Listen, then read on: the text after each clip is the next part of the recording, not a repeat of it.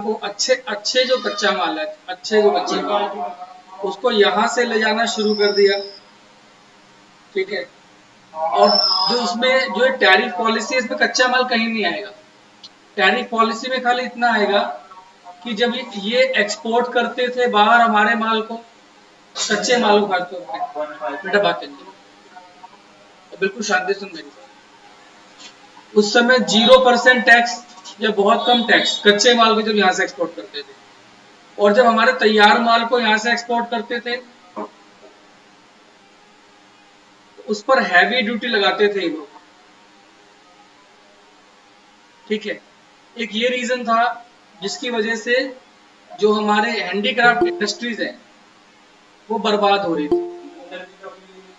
हाँ हाँ, जो कच्चा माल लेके जाते थे, हाँ उसमें तो 0% ड्यूटी, और जो हमारा यहाँ का सामान जो है जाता था तो उस पर हैवी ड्यूटी इम्पोज करते थे पहली बार।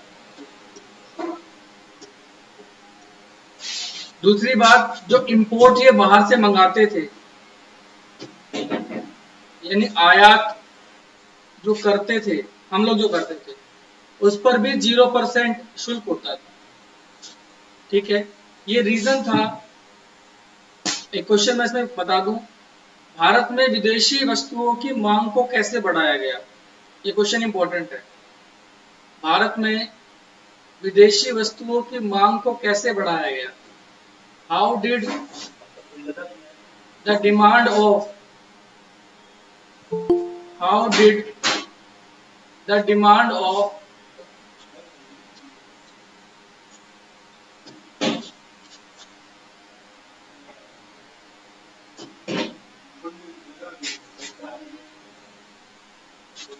foreign goods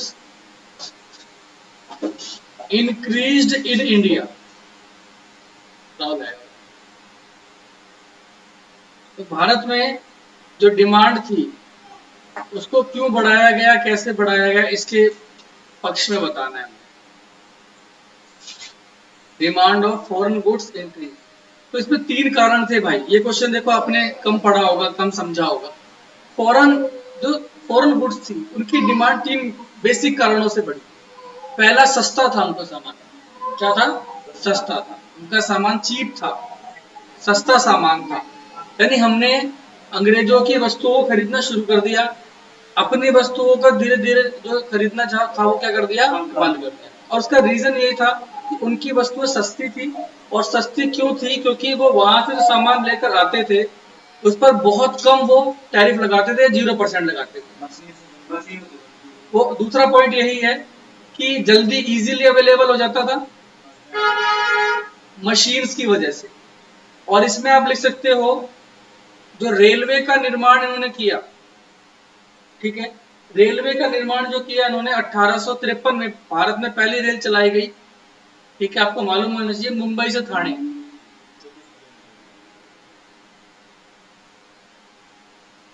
मुंबई से ठाणे पहले रेल चलाई गई 1853 में। ठीक है। तो वो जो रेलवे है उसका विकास भी उन्होंने इसलिए किया था कि जो भारत के तटीय क्षेत्र हैं, जो भारत के कैसे क्षेत्र हैं, तटीय क्षेत्र हैं, 9 राज्य हैं गुजरात से लेकर इस तरीके से, यहाँ तो इनका कब्जा हो गया था। लेकिन अब समस्या है कि पूरे भारत में कैसे पहुंचाए अपने गुड्स को। तो पूरे भारत में पहुंचाने के लिए किसकी शुरुआत की गई? रेलवे की शुरुआत की गई। पॉइंट नंबर 3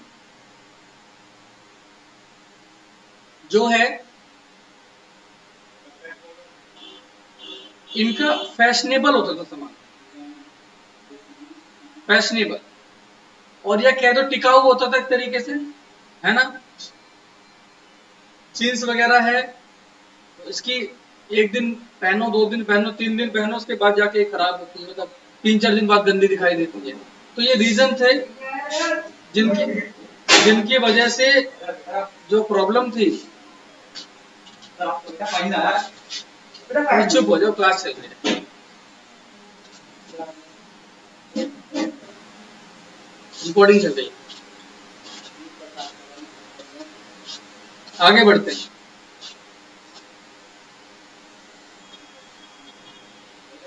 नेक्स्ट क्वेश्चन की ओर चलें। तो ये जो मेरा क्वेश्चन था यही रह गया कि जो हमारा हस्तशिल्प उद्योग था, खास तौर पर जो हमारी कौन सी इंडस्ट्री थी, हैंडीक्राफ्ट इंडस्ट्री थी, ये हैंडीक्राफ्ट इंडस्ट्री धीरे धीरे बर्बाद क्यों होनी शुरू हो गई, है ना। और इसका सबसे बड़ा कारण था, पहला बताया मैंने, टैरिफ पॉलिसी, अंग्रेजों की जो टैरिफ पॉलिसी थी। अगर तुम्हारे दिमाग में क्वेश्चन आते के साथ ही उसका आंसर बन जाए और उसके 5 पॉइंट तुम्हारे क्लियर हो जाए, तो उसका मतलब तुम्हारा क्वेश्चन आता है। और अगर 5 पॉइंट क्लियर नहीं हो रहे तुम्हारे दिमाग में, हर किसी क्वेश्चन के 5-5, 6-6 पॉइंट तुम्हें क्लियर होने चाहिए भाई, ठीक है। तो हैंडीक्राफ्ट इंडस्ट्री पहला हो गया टैरिफ की वजह से। किसकी वजह से? टैरिफ की वजह से, यानी व्यापार की वजह से। दूसरा मेन पॉइंट आएगा राज दरबारों का लोप होना, है ना, जो डिसअपियरेंस ऑफ प्रिंसली स्टेट। अब इसका मतलब क्या हो गया, जो प्रिंसली स्टेट थे,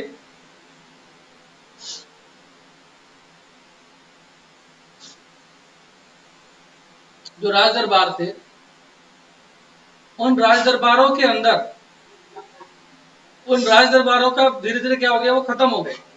जब राज दरबार समाप्त हो गए तो जो बेसिक डिमांड थी, जो बेसिक डिमांड थी, सबसे ज्यादा डिमांड हस्तशिल्प उद्योगों का राज दरबार करते थे। अब राज दरबार खत्म हो गए, और राज दरबारों के खत्म होने के बाद क्या हुआ, उनकी डिमांड जो थी वो धीरे धीरे क्या हो गई, कम हो गई। तीसरा पॉइंट है मशीनों द्वारा निर्मित वस्तुओं से प्रतियोगिता, यानी इनका कंपटीशन किससे हो गया, जो मशीनों द्वारा चीजें। अब मशीन मैंने बताया ना, 3 चीजें थी, सस्ती, टिकाऊ, और मैंने तीनों लिखे, चीप है, ठीक है, इजीली अवेलेबल है, और फैशनेबल है। तो ये 3 कारण थे जिसकी वजह से भारत के हस्तशिल्प उद्योगों का जो है सर्वनाश हो गया। मांग का नया स्वरूप, हमेशा एक समय के बाद नई डिमांड आती है, तो अगर आप उस नई डिमांड की पूर्ति कर पाते हो तो आप रह पाओगे, नहीं तो आप कंपटीशन में नहीं रह पाओगे। तो यहाँ पर है न्यू पैटर्न ऑफ डिमांड। अभी जैसे न्यू पैटर्न ऑफ डिमांड आ जाएगा, जैसे ये खत्म होगा, लॉकडाउन खत्म होगा, अगर एक बार और लॉकडाउन लगा दिया तो बच्चे कहेंगे जी ऑनलाइन पढ़ाओ, ऑफलाइन नहीं पढ़ते, क्योंकि इजी है घर में पढ़े पढ़े पढ़ना, ठीक है ना। तो वो एक जो आदत है वो विकसित हो जाएगी बच्चों के अंदर, जो अब धीरे धीरे विकसित हुई है। लास्ट ईयर तो हम भी नहीं पढ़ा रहे थे ऑनलाइन, अगर देखा जाता तो वो जब भी मांग का नया स्वरूप आता है तो आपको उसके अकॉर्डिंग क्या होता है, बदलना होता है। लेकिन हमारे जो जूट उद्योग, मैंने बताया सबसे पुराना जूट उद्योग था हमारा, मैंने लास्ट टाइम लिखवाया था 1854 में कॉटन मिल की स्थापना हुई थी, और 1859 के अंदर जूट मिल की स्थापना हुई थी, ठीक है ना। कॉटन मिल 1854, जूट मिल 1859, और 1853 में किसकी स्थापना हुई थी, रेलवे की। मुंबई से ठाणे पहले रेलवे चली थी 34 किलोमीटर की, लिखो, और पेपर में भी लिखना। मैं अगली क्लास में आपको ये बताने वाला हूं कि जब आप आंसर लिखोगे, लॉन्ग क्वेश्चन लिखोगे, या कोई भी, चाहे इकोनॉमिक्स हो, बिजनेस हो, कहीं पर भी, जब भी आप लॉन्ग क्वेश्चन लिखेंगे तो लॉन्ग क्वेश्चन लिखते समय आपको किन 5 बातों का ध्यान रखना है। और उनमें से सबसे इंपॉर्टेंट बात है प्रामाणिकता। प्रामाणिकता का मतलब है आप जो कह रहे हो सत्य करके दिखाओ, साबित करके दिखाओ। आप ये कह रहे हो भारत की पर कैपिटा इनकम कम थी, साबित करो उस चीज। आपने एक लाइन लिखी, एक बच्चे लिखता है कि भारत की प्रति व्यक्ति आय निम्न थी, ठीक है, और उसके अंदर लिखेगा the per capita income of India was low in 1947, तो ये आपने एक लाइन लिख दी। दूसरा बच्चा लिखता है the per capita income was low in 1947, it was just 230 rupees per year. अब बताओ प्रमाणिकता कौन सी लाइन में, आंकड़े देने। प्रमाणिकता आप कैसे सिद्ध कर सकते हो कि 230 रुपए इनकम थी, कैसे सिद्ध करोगे। मैं कह रहा हूं आंसर के अंदर आप लंबाई को छोड़ो कि आंसर कितना लंबा हो रहा है, जितना आप फैक्ट डालोगे ना, फैक्ट मतलब ये नहीं कि सारे फैक्ट ही फैक्ट हो, हमेशा सारे फैक्ट ही फैक्ट हो, ये नहीं। नहीं, मैं इकोनॉमिक्स की और इसकी बात कर रहा हूँ, इकोनॉमिक्स में फैक्ट जरूरी है, ठीक है ना। हमें भी, हम जब यूपीएससी के लिए जाते हैं और मेंस की आंसर राइटिंग प्रैक्टिस करते हैं तो हमें भी ये कहा जा रहा है कि तुम क्या करो, आंकड़ों, प्रमाणिकता कैसे सिद्ध करोगे कि भाई इतना बुरा हाल था, और वो तुम्हारा लेवल ही है। मुझे जो है बहुत इजी लग रहा है यूपीएससी रियल में, क्योंकि तुम्हारा वाला लेवल ही है।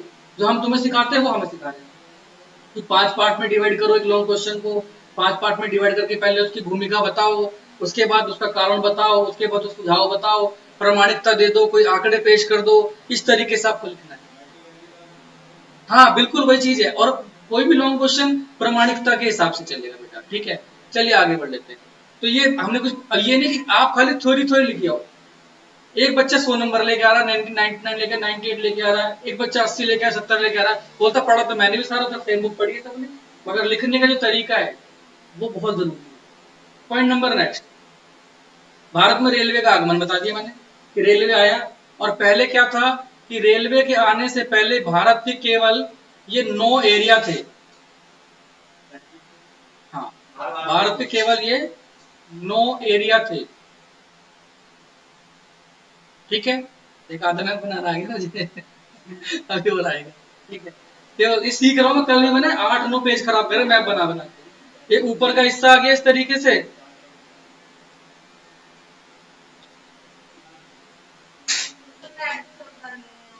मेरा वाईफाई वो करो ना भाई, कौन सा है? हाँ वाईफाई करो, जय श्री लिखा है, जय श्री लिखा।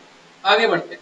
तो इस तरीके से एक यहां से शुरुआत होती है वेस्ट बंगाल तक, पहले इनके कब्जे में केवल ये था, लेकिन जैसे रेलवे आई तो उत्तर भारत में भी ये जाने लगे। यहाँ पे एक लाइन बीच में आएगी मध्य भारत की, मध्य प्रदेश की। तो मध्य प्रदेश से उधर आप देखो इनकी राजधानी क्या थी, आप देखो 3 प्रेसिडेंसी थी, समझ के चलो चीजों को। अंग्रेजों की, अंग्रेजों की कितनी प्रेसिडेंसी थी, अंग्रेजों की 3 प्रेसिडेंसी थी। पहली Bengal,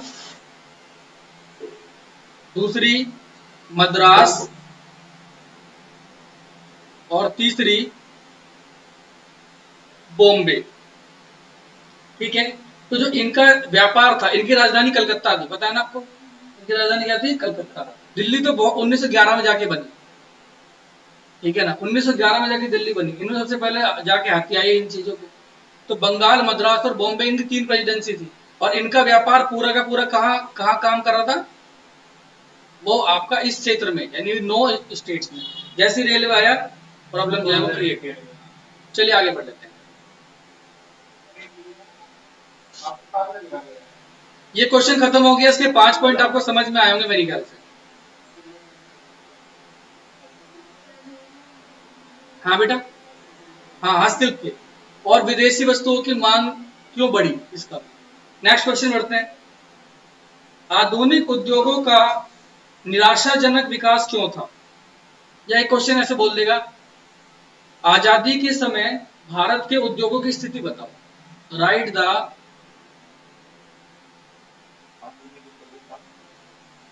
condition of Indian industries, ठीक है, ड्यूरिंग, हाँ इंडिपेंडेंस,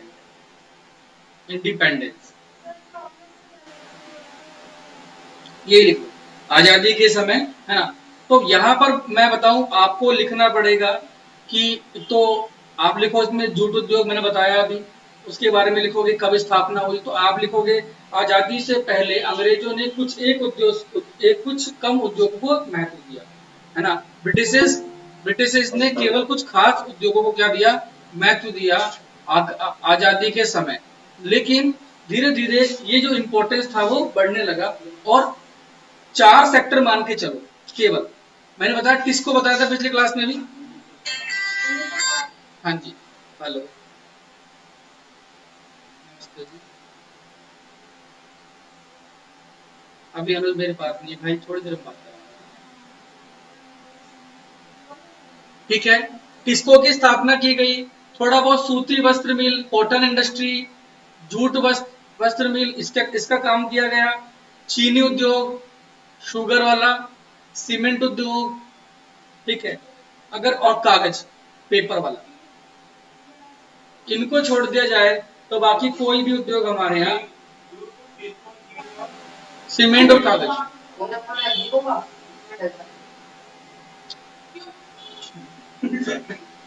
डिस्टर्बेंस क्रिएट करना जरूरी है क्या, है,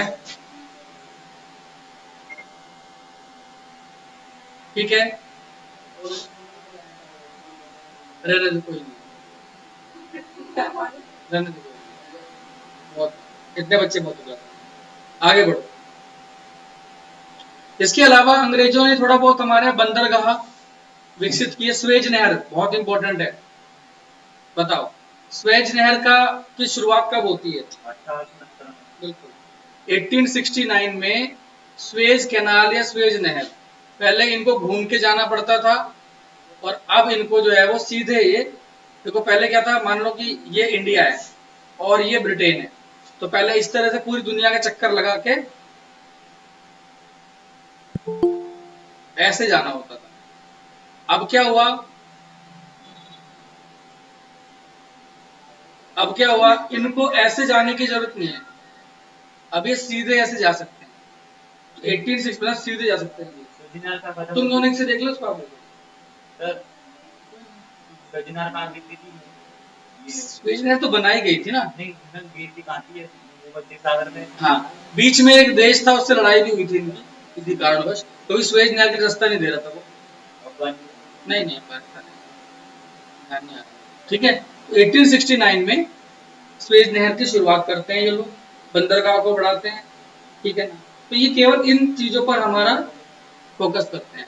और जो इंडिया जिस चीज के लिए फेमस था पुराने समय में, जैसे हस्तशिल्प उद्योगों के लिए फेमस था, उनको बर्बाद कर दिया, ठीक है। रेलवे जैसे ही आई तो उत्तर भारत में भी इसका जो है बड़े पैमाने पर विकास हुआ, ये सारी चीजें इसमें रही बेटा। अगले क्वेश्चन की ओर चलते हैं। ब्रिटिश शासन के अंतर्गत विदेशी व्यापार की स्थिति को स्पष्ट करें। ब्रिटिश शासन के अंतर्गत विदेशी व्यापार की स्थिति को स्पष्ट करें। Explain the foreign trade, explain the foreign trade under the British rule।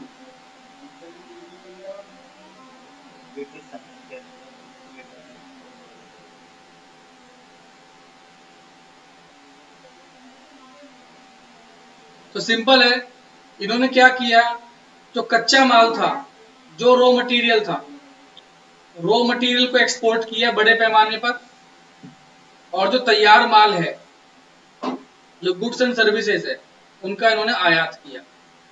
जिनको अभी मौका मिल रहा है ना, और जो अब भी नहीं पढ़ रहे हैं, तो हालत बहुत गंभीर होने वाली है। अगर एग्जाम कैंसिल भी हो जाते हैं ना, मैं आपको दावे से लिख के दे सकता हूँ, इस बार एंट्रेंस होने वाला है कॉलेज के अंदर सीट को लेकर। एंट्रेंस एग्जाम यही आएगा, सब एंट्रेंस जो तुमने 12th में पढ़ा है, टिक मार्क आएंगे, ठीक है। मैं दावे से कह सकता हूँ, जितने आराम से बैठे हैं उन सबकी फिल्म बनने वाली है। कम मुश्किल आएगा, कम से कम ये है कि एंट्रेंस के लिए जाओ। अब डाइट में एडमिशन कैसे होंगे, मैं खुद भी एक वीडियो बना चुका हूँ इसको लेके कि पेपर होंगे या नहीं होंगे।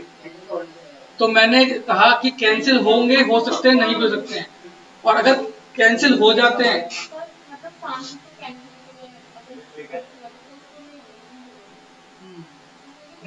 जुलाई में ही होंगे पेपर, जुलाई में ही होंगे, क्योंकि हालात देखो अभी भी ठीक ठाक होने लगे दिल्ली के अंदर, और देश में भी हालात ठीक ठाक होने लगे, तो आने वाले टाइम में और बेटर हालात हो जाएंगे। तो पेपर तो कंफर्म होने वाला है। कुछ नहीं, 3 लाख कुछ आए थे कल, 3,86,56,000 आए थे, और 3,58,000 ठीक हो गए थे। आप सही से केस देखो, चेक करो। तो हमेशा नेगेटिविटी वो न्यूज चैनल वाले फैलाते हैं, हम उनकी रही सही कसर पूरी ना करें। कच्चा माल एक्सपोर्ट, तैयार माल मतलब इंपोर्ट, ये करते थे। दूसरा इसने बोला था, ब्रिटिश शासन के अंदर विदेशी व्यापार की स्थिति को स्पष्ट करें, है ना। हालांकि मुझे लगता नहीं है कि EIC जो था ना, ईस्ट इंडिया कंपनी, हाँ 1599 में स्थापना हुई थी, और 1665 में इसको बंगाल, बिहार और उड़ीसा, इनकी दीवानी मिल गई थी शाह आलम के द्वारा 1665। दीवानी मतलब होता है कि इकोनॉमिक जो राइट्स थे वो मिल गए थे। 1665 में बंगाल, बिहार, उड़ीसा। बक्सर का जब ये युद्ध हार गए थे, बक्सर का युद्ध हारने के बाद, ठीक है, तो तब से ही इनका एकमात्र नियंत्रण हो गया था किस पर? भारत की सत्ता पर। और इन्होंने हमेशा व्यापार के पर्पज से काम किया। धीरे धीरे आकर 1858 में आकर इन्होंने आगे प्रशासनिक चीजों को संभालने की शुरुआत की। उस समय हमारा 50% से ज्यादा इंपोर्ट एक्सपोर्ट अंग्रेजों से होता था। और आगे जाके देखो ये चैप्टर जब बन जाता है अलग से, उसमें ये बात आती है कि जो अब भारत ना यूएसए, यूएसएसआर, सऊदी अरब, दुनिया भर के हर देश के साथ व्यापार कर रहा है इंडिया। और स्टार्टिंग में पहले तो ये इसके साथ था, और 1991 तक कुछ खास 2-3 देशों के साथ हमारा व्यापार था। 1991 के बाद जब न्यू इकोनॉमिक पॉलिसी आई तो हमने बाकी देशों से व्यापार करना क्या कर दिया? शुरू। नेक्स्ट पॉइंट, व्यापार में आधिक्य लेकिन अंग्रेजों के लिए लाभ। लिखने की जरूरत नहीं, बुक में है। व्यापार के लिए आधिक्य लेकिन अंग्रेजों के लिए लाभ। Surplus trade but only to benefit to the British. मतलब ट्रेड का देखा जाए, हम एक्सपोर्ट ज्यादा करते थे और इंपोर्ट कम करते थे, लेकिन इसका सारा फायदा अंग्रेजों को होता था। मैं आपको बता दूं,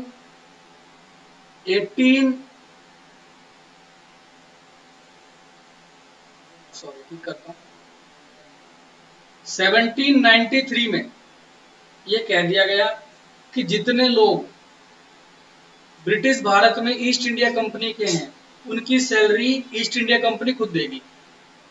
अब ईस्ट इंडिया कंपनी खुद सैलरी कहां से देगी? पहले वो हमसे लेगी और फिर सैलरी देगी। जितना हमें फायदा होता था, सारा फायदा कौन ले जाता था? अंग्रेज ले जाते थे। ठीक है, ईस्ट इंडिया कंपनी खा जाती थी। तो व्यापार हमारा पिछड़ा हुआ था। एक बहुत इंपॉर्टेंट क्वेश्चन जो इस बार पक्का आएगा, कभी आए या ना आए, जन्म दर, मृत्यु दर, जननांकीय रूपरेखा। अब तो बुरा हाल चल रहा है। एक व्यक्ति ने, शमशान घाट वाला था व्यक्ति, उसने बोला मैंने अपने 20 साल के जीवन में, और मेरी बुआ जी अभी हाल ही में कोरोना से एक्सपायर हो गई थी, 15-20 दिन हो गए, संडे वाले। उस दिन के बाद मैंने बंद कर दी थी क्लासेस ऑफलाइन लेनी, आपको याद होगा। उसके बाद भी 15 दिन बाद फिर दोबारा मुझे होश आया, फिर दोबारा मैंने चलो ठीक है थोड़ा ऑफलाइन शुरू करते हैं।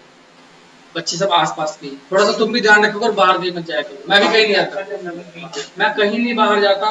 जब मैं कहीं नहीं जाता और तुम कहीं नहीं जाते तो फिर कोरोना कहाँ से उड़ के थोड़ी आएगा? वो वही वाली बात है ना कि वो लोग जो घूमते फिरते इधर उधर, उनको वाकई में समझने की आवश्यकता है कि वो जान जोखिम में डाल रहे हैं, अपनी भी और दूसरों की, क्योंकि अभी समय नहीं है। तो अगर बात करें 20 साल के अंदर, उसने व्यक्ति ने बोला इतनी, मतलब इतनी भीड़ शमशानों के अंदर उसने कभी जिंदगी में नहीं देखी। लकड़ियां कम पड़ रही हैं, कफन बांट रहे हैं, दोबारा दोबारा जगह कम पड़ रही है, ये चीजें। 2 लाख लोग मरे नहीं है, कौन तब तक आया? ये आंकड़े तो 2 लाख के हैं ना, मरे तो बहुत लोग हैं। सरकार कभी भी सही आंकड़े प्रस्तुत नहीं करती है। उसका सबसे बड़ा कारण है कि जनता पैनिक हो जाती है।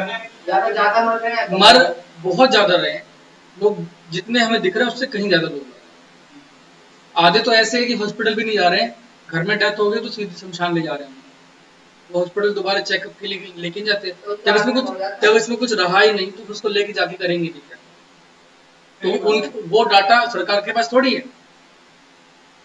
समझ आ रहा है कि नहीं आ रहा है? तो ये है कहानी। जननांकीय परिवर्तन।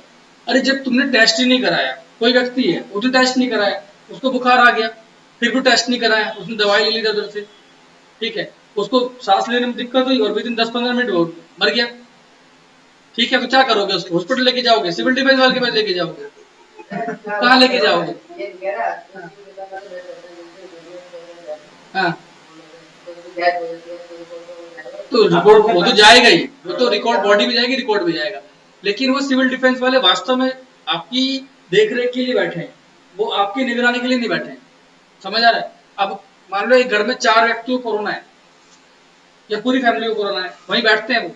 जब सभी लोग, ये नहीं कि एक व्यक्ति को कोरोना तो वो बैठ जाएगा जाके, अगर एक घर में 4 लोगों को 5 लोगों को कोरोना है तो उनको दूध भी चाहिए, डेली का उनको सामान भी चाहिए, तो क्या सामान वगैरह कैसे लेंगे वो? तो सिविल डिफेंस का एक व्यक्ति नियुक्त किया हुआ है ताकि वो उनके घर के बाहर बैठे और उनकी जितनी जिम्मेदारी है वो पैसे ले उनसे और बाहर सामान ला के दे। क्योंकि हमारे यहाँ लोग जो है ना इतने समझदार नहीं है ना, समझ आ रहा है? वो एक चीज बहुत अच्छी है जो मुझे काफी अच्छी लगी कि हाँ सिविल डिफेंस के लोगों का होना बहुत जरूरी था ऐसे लोगों के लिए। उधर भी बैठ गए क्योंकि 3 4 5 लोग वहां पर भी क्वारंटीन चल रहे हैं। आगे बढ़ लेते हैं। तो यहाँ पर बेसिकली समझ लो जन्म दर बहुत ऊंची थी, मृत्यु दर भी बहुत ऊंची थी, है ना? जन्म दर कितनी थी?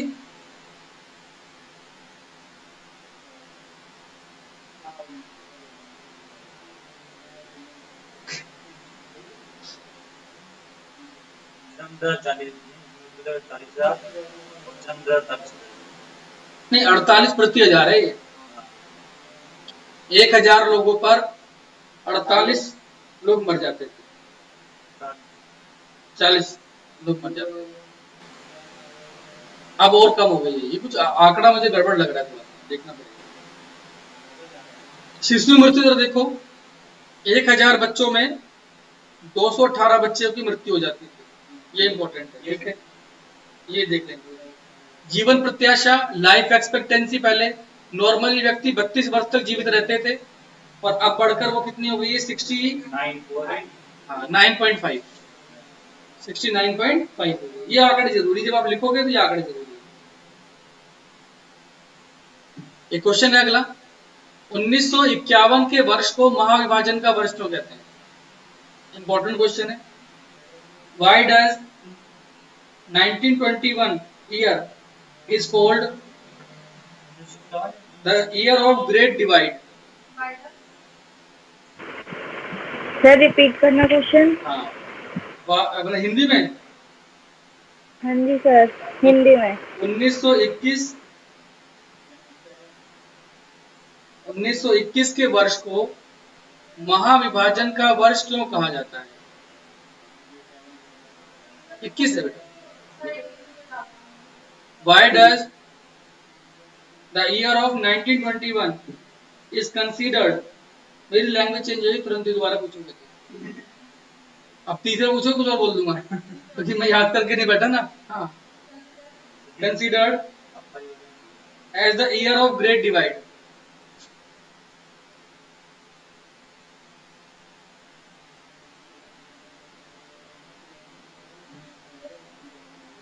ठीक है भैया? तो क्यों कहते हैं? इसलिए कहते हैं कि पहली बार हमारी जनसंख्या बढ़ने के बजाय कम हो गई। आपको पता है पहले जनगणना भारत में कब हुई थी? पहले हुई थी 1871।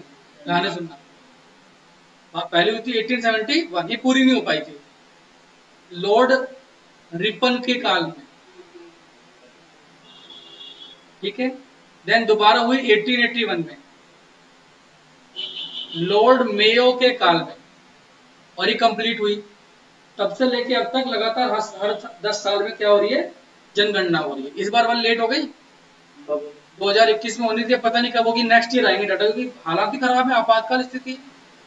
तो ये ग्रेट डिवाइड ईयर था क्योंकि, और आप ध्यान रखना 1920 में पूरी दुनिया में स्पेनिश फ्लू फैला था। स्पेनिश फ्लू, जिसको हम प्लेग के नाम से जानते हैं। हाँ, ठीक है? लोग मंदिरों में चले गए थे, अब मंदिर बंद कर दिए। लोग कहाँ चले गए थे? इंडिया में बहुत, दुनिया में बहुत ज्यादा मौतें हुई थी और इंडिया में भी, लेकिन लोग मंदिरों में जाकर बैठने लगे थे क्योंकि साफ सफाई जहाँ होती है वहां पर प्लेग नहीं फैलता था। और जैसे आप अभी मास्क लगा के घूम रहे हो, उस समय में लोग मास्क लगाए घूमते थे, लेकिन वो मास्क ना ओनली ये नाक के लिए नहीं था, क्योंकि वो मुंह से अंदर सांस के साथ जाता था वो प्लेग का वायरस, नाक से प्रॉब्लम नहीं करता था। तो ये इतना मास्क होता था वो खाली, आप गूगल जाके सर्च करो उसमें था सेम। 1920 के अंदर अकाल पड़े, मतलब हर 100 साल में बीमारियां आती रहती है, ठीक है? तो इतना बुरा हाल हो गया और देश की जनसंख्या बढ़ने के बजाय क्या हो गई? कम हो गई। इसलिए इसको ग्रेट डिवाइड ईयर कहते हैं, ठीक है भाई? देखो जरा, 1911 में हमारे देश की जनसंख्या 25.21 1911 में थी, 25.21 25.21 करोड़, 25 करोड़ 21 लाख इसका मतलब। और 1921 में ये हो गई 25 करोड़ 14 लाख, 7 लाख कम हो गई 10 साल में बढ़ने के बजाय। और आप अंदाजा लगा सकते हो कितने लोगों की उस समय मृत्यु हुई होगी, कितने लोग उस समय मरे होंगे।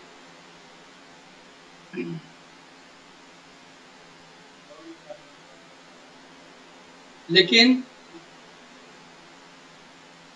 1951 में, लिख लो, 1951 में हमारी जो पॉपुलेशन थी 1951 में 42.4 करोड़, ये हमारी population 42.4 crore.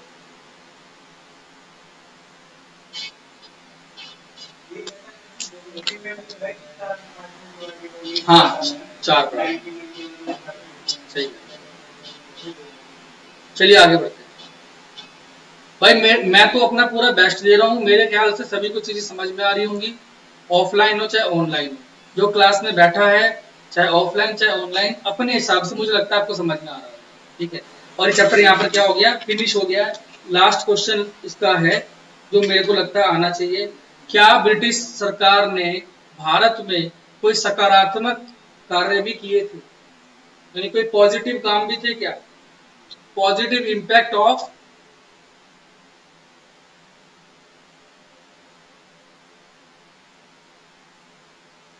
British rule in India.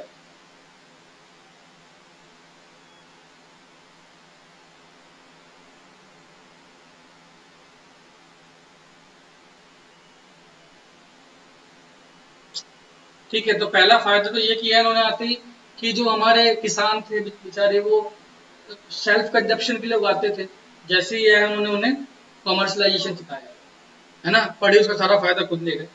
दूसरा, हाँ, रोजगार के नए अवसर। भारत का व्यक्ति कभी नौकरी नहीं करता था, तो हमें नौकरी दी किसने? अंग्रेज ने। यूपीएससी देखो ना आप, यूपीएससी 1926, आप लिख सकते हो, क्या दिक्कत है? यूपीएससी की स्थापना की 1926 में, आरबीआई की स्थापना की, जो इसमें लिखा हुआ इसमें लिखेंगे 1935 में, ठीक है। सुप्रीम कोर्ट बनाया हमारा 1937 में, बिल्कुल ठीक है। हमारे कॉन्स्टिट्यूशन में बनाने में हमारी हेल्प की 1946 से 1949 तक, ठीक है। ये योजना भी तो फिर कैबिनेट मिशन था। तो ये पॉजिटिव सारे इम्पैक्ट है, जरूरी थोड़ी सी बुक में लिखा हुआ लिखोगे, टीचर पढ़ते पढ़ते थक जाएगा। अरे भाई सब ये लिख रहे हैं, रेलवे का विस्तार करा दिया, ठीक है। फिर एक बच्चे ने लिख दिया नीचे आरबीआई की स्थापना, ये पॉजिटिव था ना कि आज तक आरबीआई चल रहा है। कॉन्स्टिट्यूशन बनवा दिया, यूपीएससी की स्थापना की, संघ लोक सेवा आयोग, ठीक है, 1926 में। और इसे कमीशन लिख दोगे तो मजा आ जाएगा उसको और भी। आरबीआई का था वो यंग हिल्टन,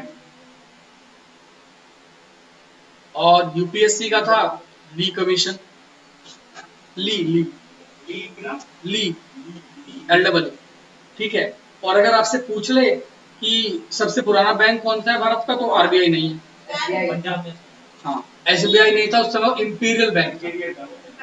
हाँ हाँ जी, सबसे पुराना बैंक पूछ ले 1921, हाँ जी, 1926 कर लो, ठीक है, इंपीरियल बैंक। देखो 21 है मेरे ख्याल से, 26 आप चेक करना, 26 सही है ना? हाँ, लग रहा, बाकी एक बार चेक कर रहे वाला है ना। इंपीरियल बैंक हो गया एक। आप बता सकते हो, अब इसका नाम 1955 में इसका नाम बदल के क्या कर दिया गया? एसबीआई। तो अगर कई बार होता है ना ऑप्शन में एसबीआई होता है और 26 नहीं होता, स्क्रीनशॉट ले लो भाई जिसको लेना है, बाकी मैं ये आपको भेज दूंगा, टेंशन ना लेना।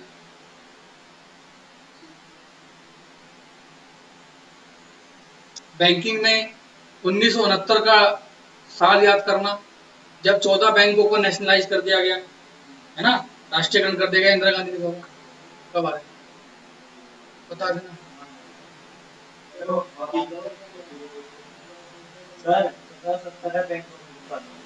बैंक ऑफ हिंदुस्तान नहीं, वो देखेंगे। अब क्लियर हो गया भाई? 1969 नाबार्ड की स्थापना मैंने करा रखा है। सर 1982। डेट बताओ।